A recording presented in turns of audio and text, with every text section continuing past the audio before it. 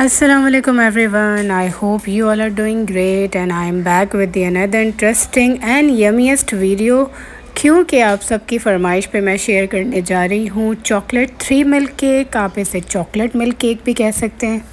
मैंने Instagram story पे polling डाली थी और 3 दिए थे ऑप्शंस आप लोगों को, जिसमें से सबसे ज़्यादा जो वोट आया वो चॉकलेट 3 मिल्क केक पे आया। सो मैंने कहा आपने फरमाइश की हो और मैं पूरी ना करूं, ऐसे कैसे हो सकता है। चैनल अगर सब्सक्राइब नहीं किया है तो जल्दी से कर लीजिए। कमेंट ज़रूर आपने छोड़ना है अगर ये आपकी फरमाइश है। चलें फिर लेट्स गेट स्टार्टेड। सबसे पहले हम चॉकलेट स्पंज बनाएंगे। उसके लिए हमें 2 अंडे चाहिए। उसको आपने ऐसे खुले बोल में डालना है जो नीचे से थोड़ा राउंड हो। 1/3 कप शुगर ऐड करेंगे। कैस्टर, आपने मोटी चीनी नहीं डालनी है और उसको हमने हैंड बीटर की मदद से अच्छी तरह से अंडों को इतना बीट करना है कि ये फोमी टेक्सचर में आ जाए। और इसका तरीका मैं आपको पहली वीडियोस में बहुत बार बता चुकी हूँ। ड्राई इंग्रेडिएंट्स के लिए आप अलग से बोल लेंगे। उसमें 1/4 cup and 2 tablespoon flour, 1/2 teaspoon baking powder, 2 tablespoon cocoa powder. आप डार्क लाइट दोनों कलर का कोको पाउडर ले सकते हैं। उसको आप अच्छे से मिक्स कर लेंगे।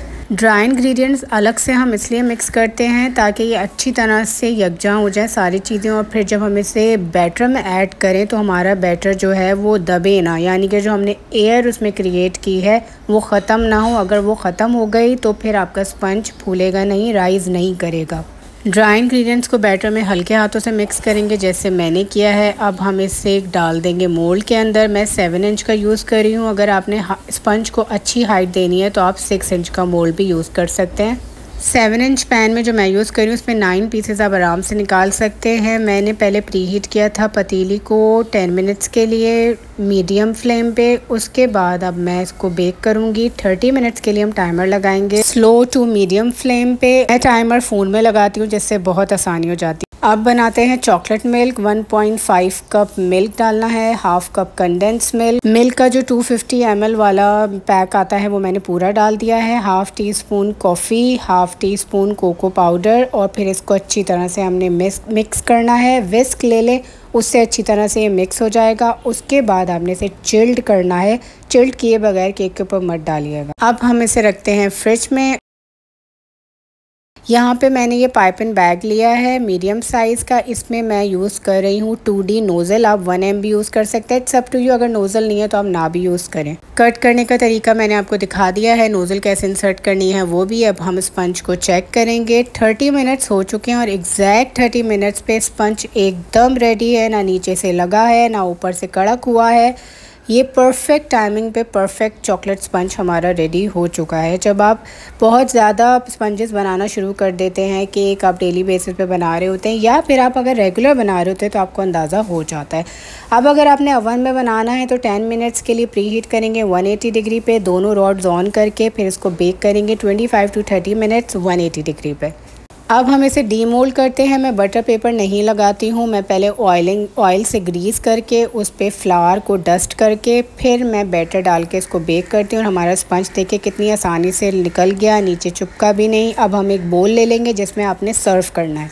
सबसे बेस्ट है कि आप फोक की मदद से इसमें होल करें। अक्सर मैंने देखा है लोग टूथपिक से करते हैं। टूथपिक भी ठीक है पर फोक से बहुत अच्छे होल्स बनते हैं, ज़रा गहरे गहरे। फिर हम जब इसमें चॉकलेट मिल्क डालेंगे तो अच्छी तरह से स्पंज एब्जॉर्ब कर लेगा उस मिल्क को और आपका बहुत सॉफ्ट स्पंज हो जाएगा। तो इसीलिए हमेशा फोक यूज़ करें, वो बेस्ट चॉइस है। यहाँ पे ये चॉकलेट फ्रॉस्टिंग है, इसकी रेसिपी भी मेंशन है, मैं यहाँ आई लिंक शेयर कर दूँगी तो आप देख लीजिएगा। ये 1:1 रेशो का मैंने पहले चॉकलेट गनाश बनाया है। उसके बाद मैंने इसमें व्हिप क्रीम ऐड करी है। तो व्हिप क्रीम आप अपने अकॉर्डिंगली ऐड कर सकते हैं। आपने कितना इसको फर्म बनाना है या इसके स्टिफ पीक्स देने हैं तो इट्स अप टू यू। अगर आपने सॉफ्ट रखना है सॉफ्ट रखिए। मेरी देखें मैंने इसको बहुत ज़्यादा हार्ड नहीं रखा है, इसको मैंने सॉफ्ट सा रखा है ताकि जब हम खाएं तो ये मुंह में जाके घुल जाए। अब बारी आ गई है सबसे इम्पॉर्टेंट पार्ट की, क्योंकि ये तो स्किप ही नहीं कर सकते हैं। अब हम डालेंगे इसके अंदर जो हमने चॉकलेट मिल्क बनाया था, एकदम चिल्ड हो चुका है और सारा डालना है आपने। ये जितना भी बनाया है सब डालेंगे। लास्ट में आपने थोड़ा सा मिल्क और प्रिपेयर करना है जिसके अंदर आप सिर्फ कोको पाउडर ऐड करेंगे। कॉफ़ी को स्किप कर देंगे और कंडेंस मिल्क भी स्किप कर देंगे। वो सिर्फ आप इसलिए बनाएंगे ताकि जब आप इसकी सर्विंग करें तो आप उसमें वो मिल्क थोड़ा सा ऐड कर सकें। अब नोज़ल की मदद से हम चॉकलेट की अच्छी सी डिज़ाइनिंग दे देंगे। ये भी आपके ऊपर डिपेंड करता है, आप बिगनर हैं, प्रो हैं, किसी भी लेवल के हैं, घर में बेकिंग करें शौक़ से, तो अपने हिसाब से जैसे आपने इसके ऊपर डेकोरेशन करनी है आप वैसे करें। यहाँ मेरी जो फ्रॉस्टिंग थी ना, मुझे लग रहा था ये ज़्यादा सॉफ्ट है, तो बाद में मैंने इसके अंदर और थोड़ी सी व्हिप क्रीम ऐड करके इसको बीट करके फिर मैंने दोबारा से इसमें ऐसे फ्रॉस्टिंग करी थी। तो देखें अब आपको थोड़ी हार्ड लग रही होगी और पहले वाली थोड़ी सॉफ्ट थी। सिंस ये चॉकलेट 3 मिल्क केक हम बना रहे हैं तो मेरी कोशिश होती है मैं ओवरली स्वीट ना बनाऊं, ऐसा बनाऊं कि सब खा सकें और आपको बहुत ज़्यादा हैवी भी ना लगे। जितना ज़्यादा मीठा होगा ना उतना ज़्यादा आप उस चीज़ को अवॉइड करते हैं और खा नहीं पाते हैं, आपको सही टेस्ट का अंदाज़ा नहीं हो पाता है हर एक चीज़ जो इंग्रेडिएंट में ऐड होती है। कोको पाउडर मैंने इस तरह से ऊपर सिर्फ की मदद से ऐसे छान लिया और अच्छा सा उसका एक डिज़ाइन बन गया। अब हम चॉकलेट लेंगे, चॉकलेट को श्रेड करके इसके पूरे बॉर्डर्स बनाएंगे। अब यहाँ पे भी आपके ऊपर डिपेंड करता है, अगर आपने नट्स ऐड करने हैं आप बॉर्डर में नट्स ऐड कर दें, अगर आपने कुछ और तरह की चॉकलेट बार्स आते हैं छोटे छोटे वो ऐड कर दें, टोटली अप टू यू। बस यहाँ तक की रेसिपी जो थी ना वो मेरी थी, उसके बाद का काम जो है ना वो आपका है, आपने इसे कैसे डेकोर करना है, किस तरह से करना है। अब अक्सर लोग पूछते हैं कि अगर हमें ज़्यादा क्वांटिटी में बनाना हो तो हम इसको डबल करके बना लें, तो बिल्कुल आप इसको डबल करके बना सकते हैं। सिर्फ आपने इंचेस का ख्याल रखना होता है जो आप मोल्ड यूज़ करें और जिसमें आपने इसको सर्व करना है। अगर आप स्पंज की रेसिपी डबल करके बनाएंगे तो ज़ाहिर टेम्परेचर जो होता है वो अलग हो जाता है। अब ये चीज़ें आपको तभी समझ आती हैं जब आप रेगुलर बेसिस पे बेकिंग कर रहे होते हैं।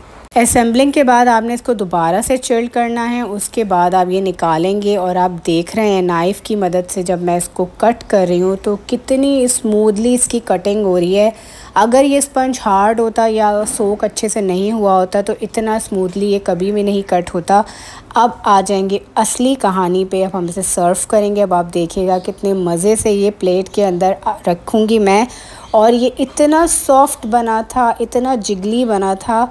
साथ में जब इसका स्पंज अच्छे से सोक हुआ होता है ना, जब आप इसको कट करते हैं स्पून से तो आपको तभी अंदाज़ा हो जाता है। आपका स्पंज जब दबता है तो फिर जो अंदर लिक्विड होता है वो अपने बबल बनाता है, वो भी आपको मैं दिखाऊंगी इसकी निशानी अच्छे स्पंज के सोक होने की। 3 मिल्क केक की, चॉकलेट मिल्क केक की सर्विंग हमेशा आप ऐसे सिंगल सर्विंग करें। सिंगल सर्विंग में आपको क्या होता है, जो आपने लिक्विड बनाया है दोबारा से, जो मैंने मिल्क और कोको पाउडर का बनाया वो अब मैं ऐसे पोर करूँगी तो वो दिखने में भी अच्छा लगता है, सबके खाने में एक एक पूरा अच्छा पीस आ जाता है। ट्रस्ट मी ये इतने मज़े का बना था कि ये मिनटों में चट हो गया था। ये आप अपनी किसी भी महफिल में रखेंगे ये बचने वाला नहीं है, क्योंकि ये फ़ौरन ख़त्म हो जाता है, मेल्ट हो जाता है आप जैसे ही इसका एक बाइट लेते हैं।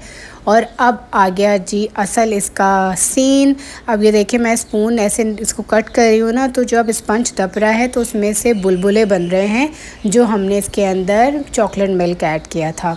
तो आज की रेसिपी इतनी थी, आप सबकी फरमाइश पे मेहनत से मैंने शूट करी है, सो थम्स अप तो बनता ही है। फिर जल्दी से लाइक कर लीजिए, कमेंट ज़रूर ड्रॉप करना है आपने कि आपने इसकी रिक्वेस्ट करी थी। फिर मिलेंगे नेक्स्ट वीडियो में।